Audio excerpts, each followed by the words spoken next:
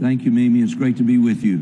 I want to start with your work on the Agriculture Committee. Punchbowl News reported that Republicans on the committee met privately to discuss the future of the Trump agenda. What can you tell us about that meeting? Well, I can tell you that we are continuing to make progress and looking forward to next week. As I understand it, we're going to be doing our markup for our part of the reconciliation bill, the one big, beautiful bill. And really, we're continuing to have conversations. All things are on the table as we look to make some decisions. So we've got some serious decisions to make, some targets that I think that are going to be important for us to hit. And I think what I sense from the meeting is most everyone is on the same page, and we're going to get to where we need to be. And I'll just remind our callers, we don't have Representative Harris for very long, so if you'd like to talk to him, please start calling in now. The numbers are Democrats 202-748-8000, Republicans are on 202-748-8001, and Independents 202-748-8002. Congressman, you said everything's on the table. I want to ask you about SNAP benefits, which is, of course, an anti-hunger program. Is that on the table for cuts, and what are the plans for that? Well, I think we're just looking at really more adjustments to really what the program needs to be. We've got a situation with errors, SNAP overage by 10%, and underpay by 1%. So we're having on average about 11% error rate that I think is something that we'll look at. But there's just a number of issues that I think really the management of it, it has exploded. I mean, we have some serious issues in this country for us to be able to maintain. And I think that we're going to be looking at issues that will probably allow us to work with states. Right now, as you know, this program is 100% federally funded. The states administer it. And I think we'll be looking at different options of how we're going to be able to work together going forward. Well, there's been a lot of discussion about Medicaid. That's in the Energy and Commerce Committee. $880 billion need to be cut from that committee. What's going on with that? The president has said there will be no cuts to Medicaid benefits. Well, I think it's very clear that we're going to be careful to make sure that the services, you got to remember, we were sent here to Washington back in November of 2024. We were elected to do government differently, and that's exactly what we're trying to do. And this administration has obviously inherited a situation where there's some real problems that have with the expansion and just the major growth. In fact, Obamacare, if you really get down to it, really focused more on taking care of people that were capable adults, as opposed to when Medicaid was really started, it was meant to take care of those that were really in bad situations, taking care of children, taking care of single moms, taking care of those with disabilities. And I think what we've got to really do is look at how we're going to be able to bring that program back to its foundation, just so it's sustainable. I think that's the whole key message that people have got to hear. Programs like this can't be sustained unless they are reformed in order to get back to the foundation with which they were started.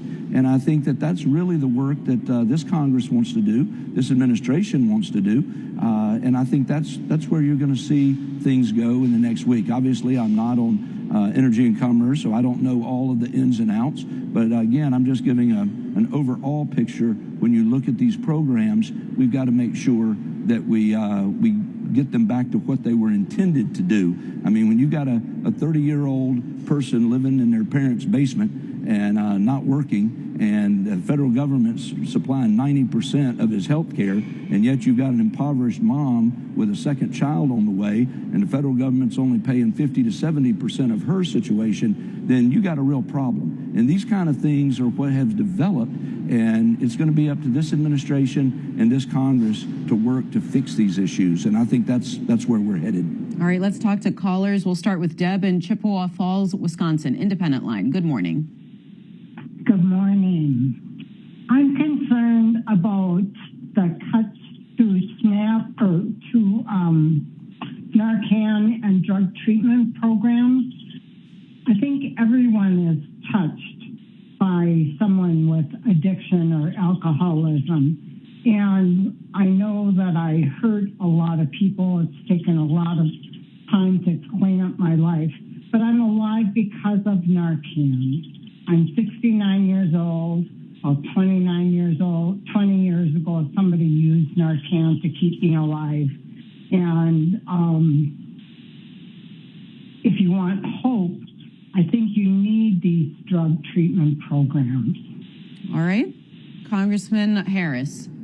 Well, first of all, let me just say I'm very grateful for those that have been successful at coming through those programs. I've been a pastor for more than 36 years, and I understand. I've seen people that are dealing with addiction, and these programs that work are important.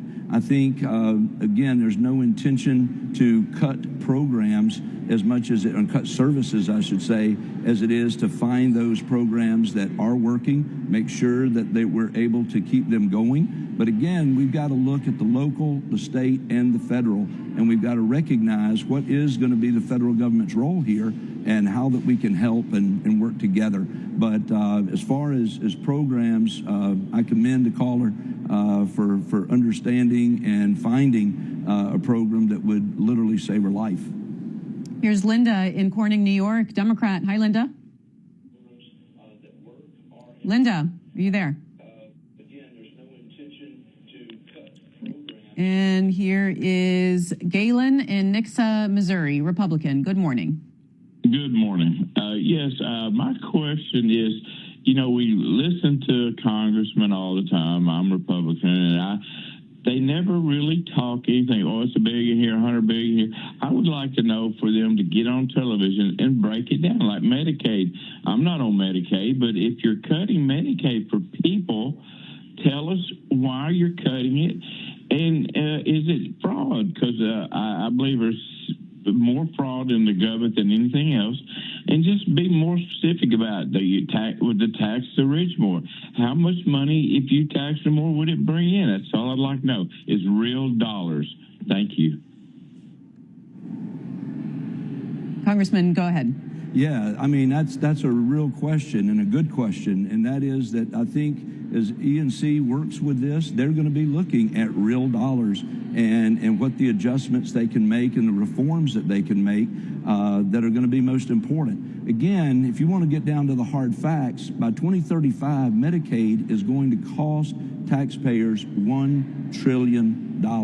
Again, it comes back to that word, unsustainable. We've got to be able to look at things that we can put in place, and even the work requirements that we can put in place will actually lead to real dollars. We count on the Congressional Budget Office to run those numbers and let us know what each individual adjustment or spending savings is going to actually save. And so that's the whole deal in a nutshell, is we've got to get to cuts or get to adjustments, if you will, that are going to produce those real dollars that the caller talks about, because we just can't keep taxing and spending. It isn't going to be sustainable. Congressman, agriculture and agribusiness contributed more than $111 billion to your state of North Carolina in 2024. Can you talk about the impact that you are expecting from tariffs on that business in your state? Well, we're certainly, one of the things with the Agriculture Committee that we're looking for is to eventually get a farm bill through, and that's going to be important to us, and I'm certainly hopeful that we're going to get there once we get this reconciliation package done.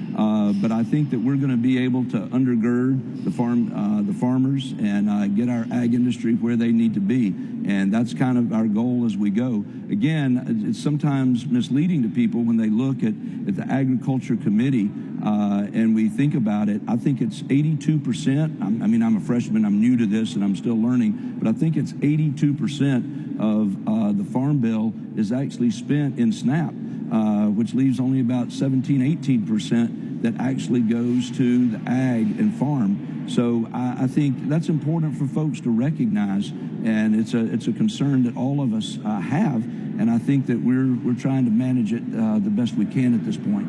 One more call. This is Janice, Democrat from Chazy, New York. Hello.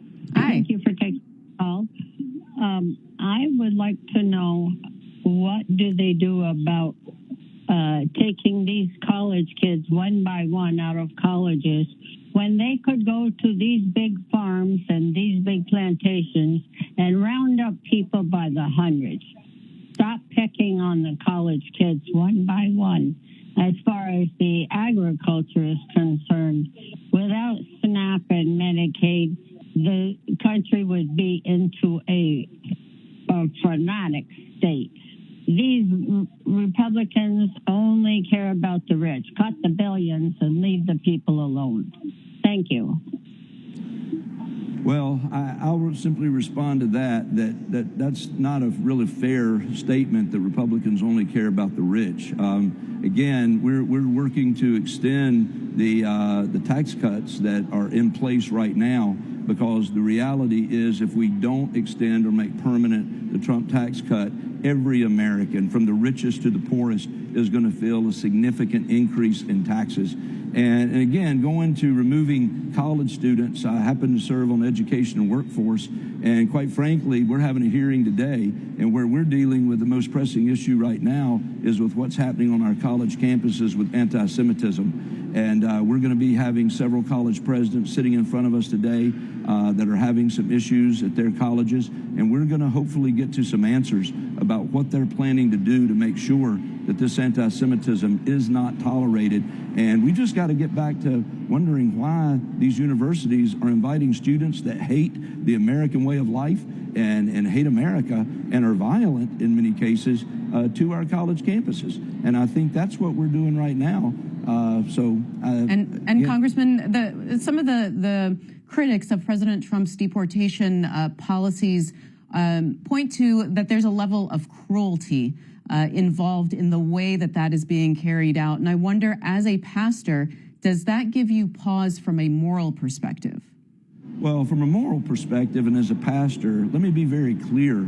The Bible teaches about law and order. The Bible makes very clear that there are countries that have their lines of where their nation is founded. And if we don't maintain our borders, which are taught all throughout the Bible, then these people are breaking the law. And I think that what this administration is seeking to do, and particularly going after criminals who are dangerous and have come into this country illegally, is rounding them up. I mean, when you're talking about MS-13 and you're talking about Tren de Aragua, it's kind of hard for anybody to talk about something being cruel to load these folks up and send them out of our country. And so, again, it's being done, from everything I'm seeing about it, in the right way. And I'm certainly supportive of what's happening right now with this administration and the deportations. All right, Representative Mark Harris, Republican of North Carolina, member of Agriculture and Judiciary and Education Workforce Committees. Thanks so much for joining us. I know you have to go to another event, so we appreciate it. Thank you so much, Mimi. Pleasure to be with you.